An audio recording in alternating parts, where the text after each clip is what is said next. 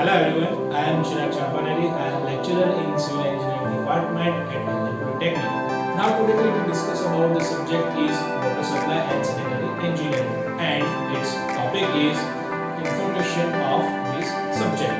Let us start with content. So first, importance of water supply and sanitary engineering.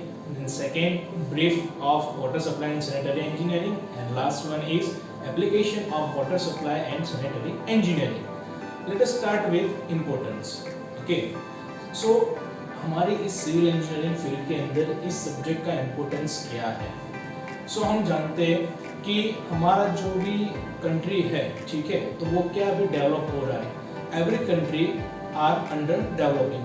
सो जिस country में developing चल रहा है तो उस कंट्री के अंदर डेवलपिंग कैसे होगा, विद हेल्प ऑफ इंफ्रास्ट्रक्चर।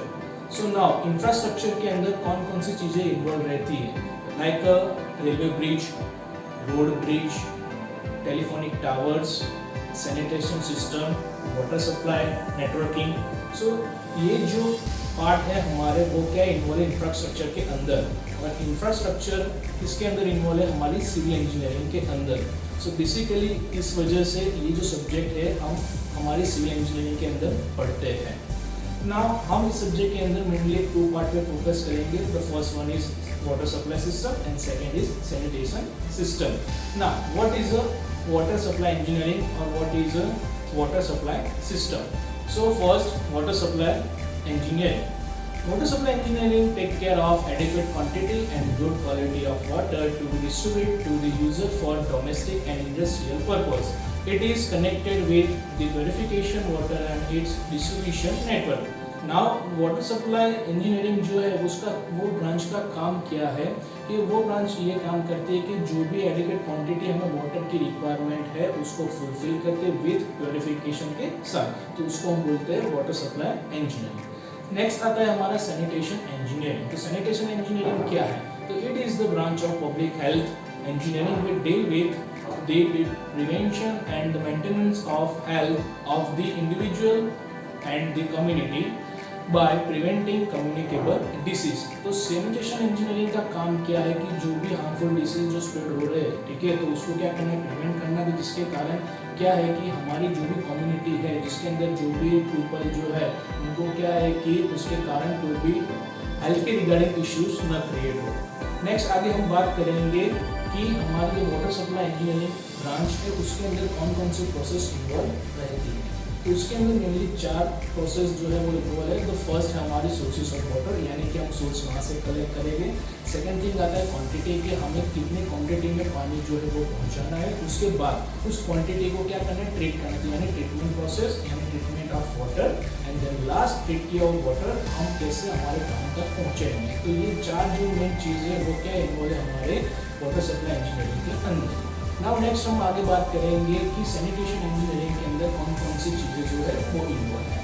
तो उसके अंदर हम मेनली देखिए तो फर्स्ट आता है हमारा वेस्ट वाटर मैनेजमेंट, उसके बाद आता है स्टॉर्म वाटर मैनेजमेंट, और उसके बाद आगे हम देखें तो सॉलिड वेस्ट मैनेजमेंट। ना हमारा जो भी वेस्ट वाटर मैनेजमेंट है, सॉलिड वेस्ट मैनेजमेंट है और स्टॉर्म वाटर मैनेजमेंट है, तो उसके अंदर कौन कौन सी चीज़ें हमारी इन्वॉल्व रहती है। तो फर्स्ट वन इज कलेक्ट करना, उसको कलेक्ट करने के बाद उसको ट्रीट करना, और ट्रीट करने के बाद उसको डिस्पोज कैसे करें, कहाँ करें और किस मेथड से करें। तो ये जो सारी चीज़ें हैं वो चीज़ें किसमें इन्वॉल्व है, हमारी सैनिटेशन इंजीनियरिंग के अंदर।